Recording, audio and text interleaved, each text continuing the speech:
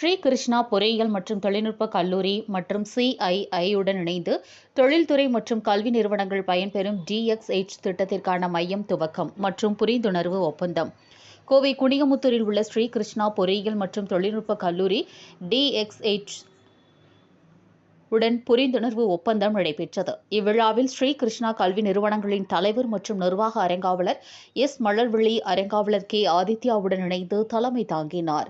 இதில் இவர் பேசிய போது, விரைவான டிஜிட்டல் மாற்றத்தின் சகாப்தத்தில் தொழில்துறை தேவைகளை பூர்த்தி செய்யும் வகையில் மேம்பட்ட திறன்களுடன் மாணவர்கள் பணியாற்ற வேண்டும். இந்த புரிந்துணர்வு ஒப்பந்தம் கட்டமைக்கப்பட்ட டிஜிட்டல் பயிற்சி, அனுபவ கற்றல் மற்றும் தொழில்துறை சார்ந்த வழிகாட்டுதல் மூலம் மாணவர்களுக்கு உருவாக்க வேண்டும் என்றும், DHH முயற்சி என்பது இந்திய தொழில்துறை கூட்டமைப்பு தலைமையிலான ஒரு முக்கிய இந்திய திட்டமாகும். இது நிதி ஆயோக் மற்றும் அகில இந்திய தொழில்நுட்ப கல்வி அமைப்புடன் இணைந்து விக்சித் பாரத் 2047 தொலைநோக்கு பார்வையை நோக்கி குறு, சிறு மற்றும் நடுத்தர நிறுவனங்களை டிஜிட்டல் முறையில் மாற்றுவதை நோக்கமாக கொண்டுள்ளது.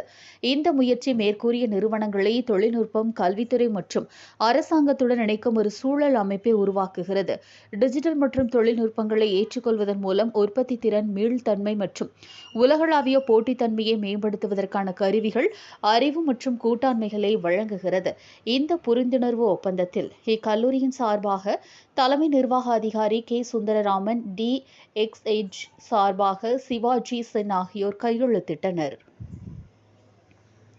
CII-யின் கோயம்புத்தூர் மண்டலத்தின் முன்னாள் தலைவரும் இண்டோஷெல் காஸ்ட் பிரைவேட் லிமிடெட்டின் நிர்வாக இயக்குநருமான கணேஷ்குமார் சிறப்புரையாற்றினார்.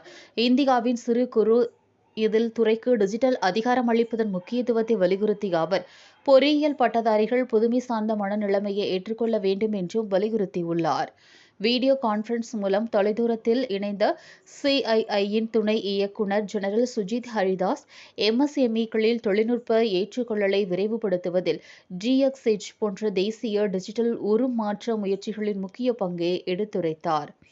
DXH-இன் முதன்மை ஆலோசகர் மது வசந்தி, CEL CII DXH-இன் நோக்கங்களையும், வழிகாட்டப்பட்ட தொழிற்கல்வி ஒத்துழைப்பு மூலம் திறன் இடைவெளியை குறைப்பதில் அதன் பங்கையும் கோடிட்டு காட்டினார். இவ்விழாவில் CII-யின் அதிகாரிகள் ஷிம்னா B, துணை இயக்குநர் மற்றும் தலைவர், CII-யின் கோயம்புத்தூர் மண்டல நிர்வாக அதிகாரி சாய் சரண், டீன்கள், துறை தலைவர்கள், பேராசிரியர்கள், மாணவர்கள் மற்றும் பலரும் கலந்து கொண்டனர். இறுதியில் கல்லூரியின் முதல்வர் பொற்குமரன் நன்றி கூறினார்.